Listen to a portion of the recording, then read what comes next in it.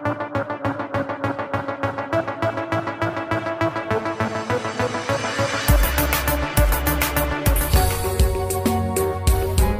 from around the globe. Hot, fresh, balanced and objective.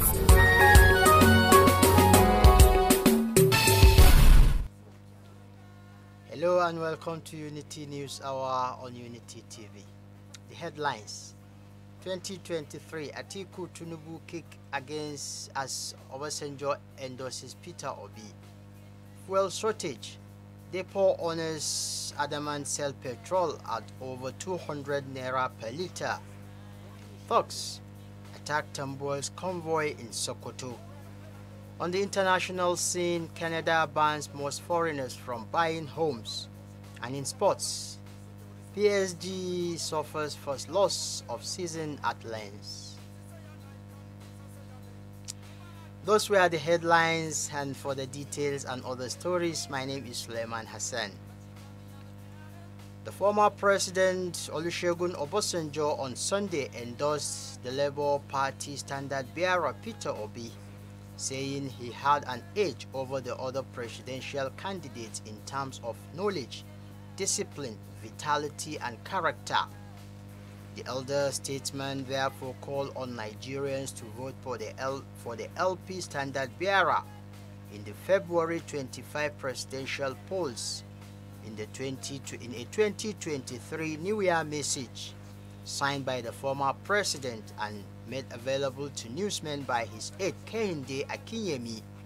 Obasanjo described the last 7 years of Buhari's regime as horrible and hell on earth for most Nigerians, but his endorsement attracted angry reactions from the All Progressives Congress, the People's Democratic Party, Social Democratic Party, the All Progressives Grand Alliance,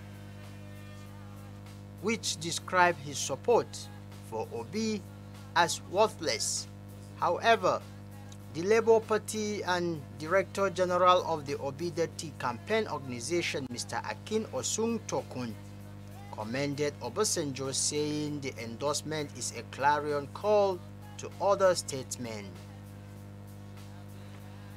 Conference of the Nigerian Political Party CNPP has said that President Muhammadu Buhari has renewed hope for free, fair and credible elections at this year's elections this year, with his recent warning charging security agencies to maintain a high sense of professionalism and desist from behavior that will bring disrepute to the service, as well as his New Year message urging Nigerians to resist attempts by politicians to disrupt the 2023 general elections. The CNPP, in a New Year message signed by its Secretary General, Chief Willie Ezogu, noted that a successful transition to a new administration will only be possible if all stakeholders ensure the credibility of the forthcoming general elections. According to the umbrella body of the all registered political parties and political associations in Nigeria, without the neutrality of all security agencies and the electoral umpire, the Independent National Electoral Commission, INEC, the dream of a smooth transition to the next administration on May 29, 2023 will only be a mirage. Despite the shutdown of 7 private depots, others remain adamant, selling petrol above the 148 per litre official depot price to independent oil marketers nationwide. The regulator, the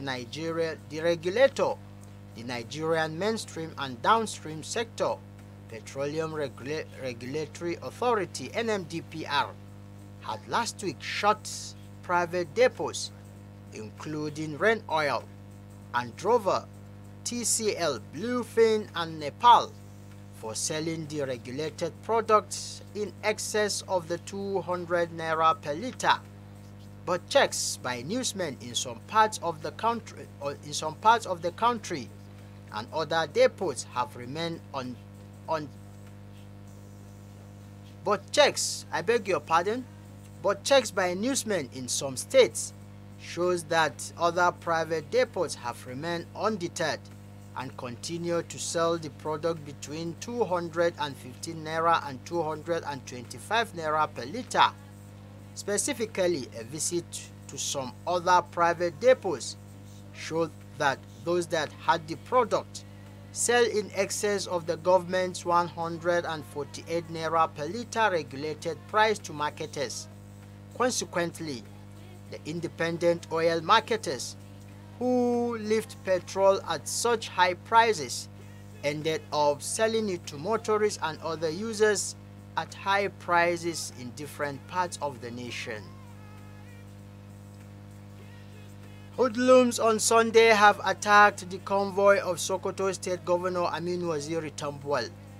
It was gathered that the incident occurred on Sunday when Tambuwal and other government officials were returning from the People's Democratic Party (PDP) statewide electioneering campaign in Salime and Wamako local government areas of Sokoto State.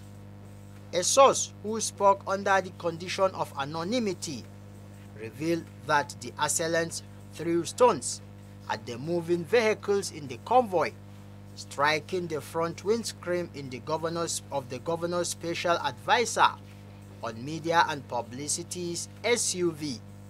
He added that the stones also pierced the rear screen of the following official SUV of the Permanent Secretary Protocol to the governor. It was, however, learned that Governor Tambuwal, his deputy Honorable Manir Muhammad Danya, the PDP governorship candidate in the state Saidu Umar, his running mate Honorable Sagiru Bafarawa and other PDP bigwigs in the state who were in the convoy were not injured. 5 persons have been confirmed killed and 4 others in critical condition after a yet-to-be-identified motorist rammed into dancers during the New Year party organized by some friends at Akimori community in the Afijio local government area of Oyo State. It was gathered that the trouble started when one of the organizers was tongue-lashed by his colleagues for driving recklessly into the party venue. This, according to an eyewitness, did not go down well with the man, and he later entered his car with annoyance. Investigations by newsmen, however, revealed that 3 of his friends who were in the car at the time of the event were arrested after the driver fled the scene. The State Police Public Relations Officer Adewole Osifo confirmed the incident, adding that an investigation had commenced into the matter. On the international scene, a ban on foreigners buying residential property in Canada took effect on Sunday, aiming to make more homes available to locals facing a housing crunch. Several exceptions in the act allowing individuals such as refugees and permanent residents who are not citizens to buy homes. In late December, Ottawa also clarified that the ban will apply only to city dwellings and not to recreational properties such as cottages. The temporary 2-year measure was proposed by Prime Minister Justin Trudeau during the 2021 election campaigns, when soaring price put home ownership beyond the reach of many Canadians. Following their 2021 election victory, the Liberals quietly introduced the prohibition on the purchase of residential property by non-Canadians Act. Major markets such as Vancouver and Toronto have also introduced taxes on non-residents and empty homes. Despite a recent heyday, the country's real estate market has cooked for sellers as mortgage rates followed the Bank of Canada's aggressive monetary policy in a bid to rein in inflation. And in sports, Paris Saint-Germain lost for the first time in any competition since March 20 last year, when they were defeated 3-1 at Lens on Sunday. Louis Openda scored one and set up another as Lens, who have only lost once in League One this season, closed the gap on PSG at the top of 4 points after 17 rounds. PSG's last loss was more than 9 months ago, when they fell 3-0 at Monaco in League One, although that still left them 12 points clear at the top of the table. On Sunday at Lens, PSG were without World Cup winner Lionel Messi and suspended Brazilian Neymar, but Kylian Mbappe, the Golden Boot winner in Qatar, received a rousing welcome from the Lens fans as he warmed up. With this story, we come to the end of our bulletins for now. You can also follow us on our social media handles at Facebook, Instagram, and Twitter at Unity Radio FM TV. Thank you for watching and keep enjoying the rest of our programs. Unity